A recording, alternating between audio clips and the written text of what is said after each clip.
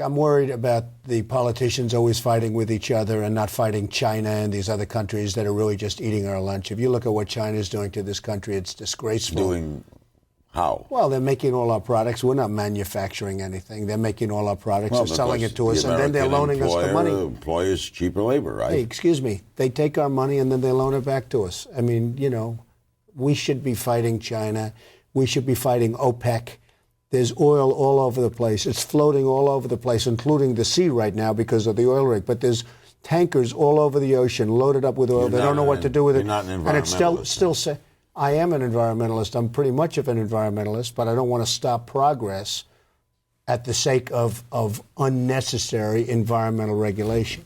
Goldman Sachs. I don't even have to ask you a question. Goldman Sachs. Well, I know Goldman Sachs very well, and look, I also know Lloyd Blankfein. He's a great guy. He's a Brooklyn guy. He's a Brooklyn guy, and he's a regular guy, and he's a smart guy, and look, they're being used a little bit as a scapegoat for what happened. It's not their fault. They're one of many cogs in the ointment, but the politicians are too. A lot of bad mistakes were made. But from what they're accused of, what do you make of that? In other words, they're telling people to buy this while they're selling it. Well, I know, but they're betting short and they're betting long. And if you go into one of these firms, they have big betting tables. It's sort of like a very large casino. They were using the word casino yesterday. It's like a very large casino. And you have guys on all sides of a transaction. It's pretty tough. But when you start putting too many regulations, all of a sudden London's going to get bigger and bigger and bigger. Asia's going to get bigger and bigger. And Wall Street's going to get smaller. You want to let the inmates run the asylum?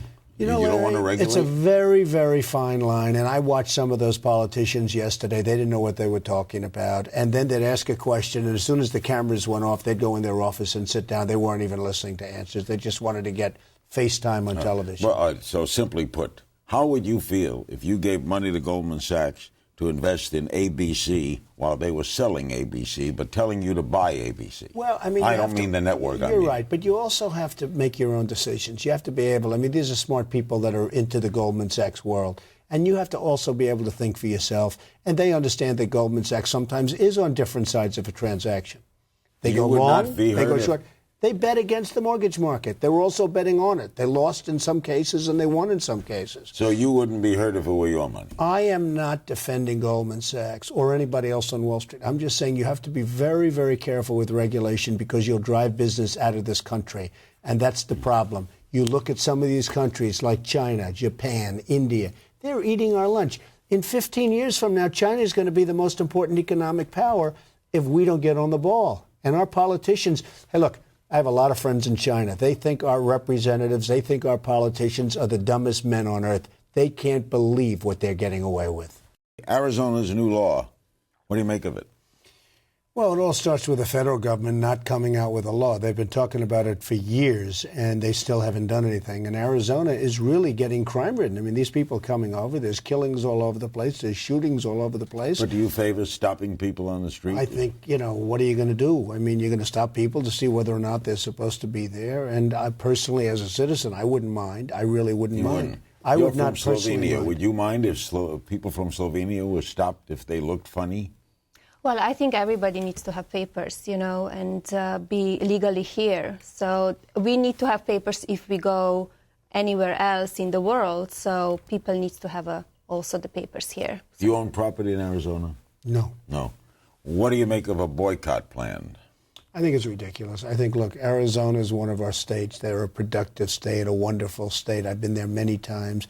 And people are just streaming into their state.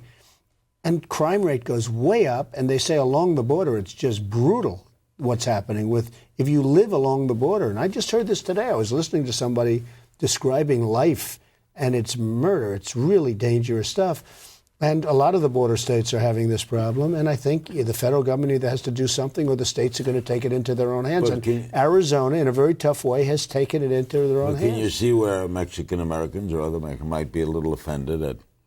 Well, I can see that, but if you think about it, I mean, nobody wants to say it. You have a Mexican-American, and then you'll have a blonde guy walking down the street. Well, Mexico doesn't have a lot of blondes, okay? And these are the people that are coming across the border. So you're favoring profiling? I am favoring going out and keeping a state. If people come into the country illegally, I am favoring saying you have to get them out. You need laws. We have no law. Nobody even knows what the law is. People are streaming across the border, and sometimes it's the drug dealers. And what's happening now, The drug dealers are coming in, and that's a big problem. They're coming in and they're killing. You also have American interests hiring them. You have American interests hiring them, absolutely. And in many cases, they're great workers. The biggest problem is that you have some great, wonderful people coming in from Mexico that are working the crops, they're working cutting lawns, Jobs they're doing a lot of jobs take. that I'm not sure that a lot of Americans are going to take those jobs. And that's the dichotomy. That's the big problem, because you have a lot of great people coming in doing a lot of work, and I'm not so sure that a lot of other people are going to be doing that work. So it is a very tough problem. But I do say this, you have a law, or at least you have to establish a law, and I guess we're sort of a country, and other people aren't supposed to be coming into our country illegally.